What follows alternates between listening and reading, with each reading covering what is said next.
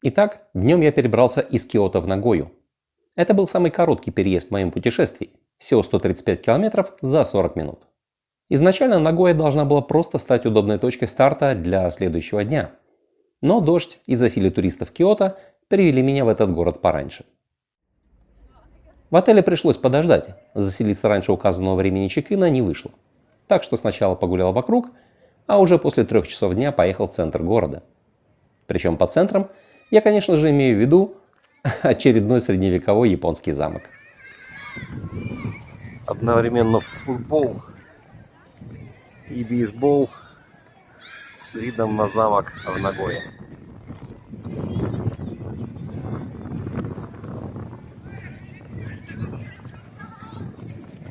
Вот уже даже это зрелище как бы подчеркивало, насколько далек город от туризма. Хотя при этом и добавляло какой-то провинциальности, что ли. А ведь исторически этот замок один из крупнейших в стране. Кстати, дворец замка не так давно был перестроен и полностью открыт для публики в 2018 году. Он восстановлен с использованием традиционных стройматериалов и технологий и теперь считается одним из лучших образцов архитектуры сёин во всей Японии. Но снаружи крепостных стен все же витает какое-то ощущение заброшенности. На территорию замка я уже не попал и пошел прогуляться через центральный район Сакая, богатый на офисы, торговые центры и рестораны. Это было актуально, я с утра ничего не ел. По пути загуглил достопримечательности поблизости и обнаружил, что на телебашне есть смотровая площадка на высоте 100 метров. А я люблю поглазеть с высоты.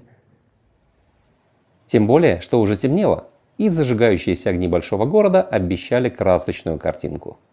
Но облом.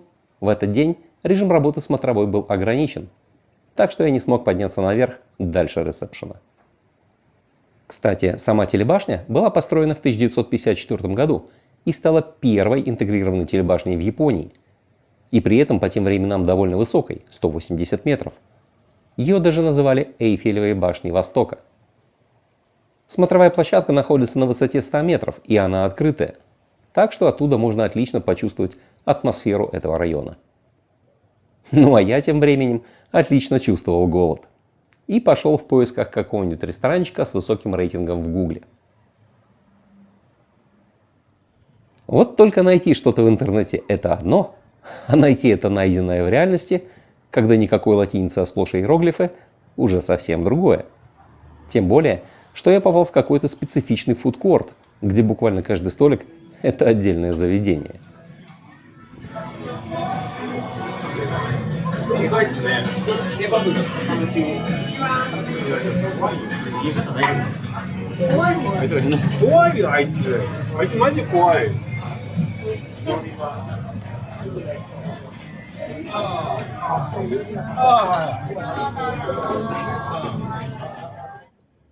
Делать там пит-стоп я не решился. Возможно, зря. Подумал просто пойти, куда глаза глядят. Что-нибудь по пути интересное точно попадется. И да, попалось. Правда, из персонала на английском никто не говорил, а меню традиционно стало игрой в угадайку даже с переводом. В Киото, кстати, попал в такую же ситуацию. В меню сплошь художественные названия, а что под ними скрывается, может объяснить только официант. На японском. Короче, я не знаю точно, что именно я там съел, но атмосфера, подача и вкус – все было неплохо. А дальше уже почти ночной променад до отеля, сквозь самое сердце этого города. Вообще Нагоя – это реально большой мегаполис. 4-й по населению город страны после Токио, Йокогамы, которая по сути входит в агломерацию Токио, и Осаки. Но при этом вообще не туристический.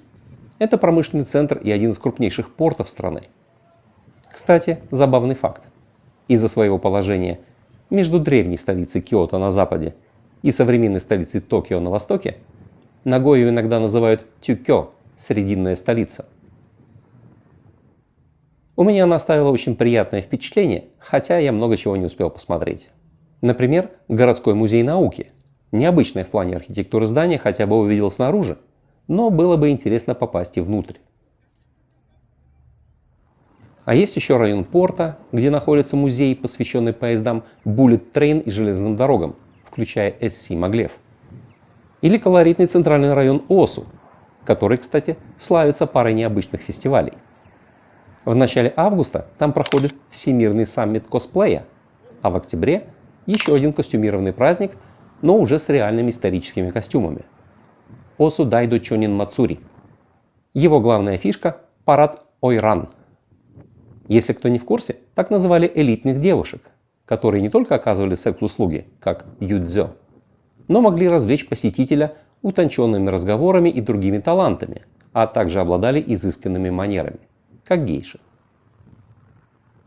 В общем, Нагоя – это город, который я, похоже, недооценил. Когда рассматривал его исключительно как место, самое подходящее по логистике для старта в насыщенную программу следующего дня.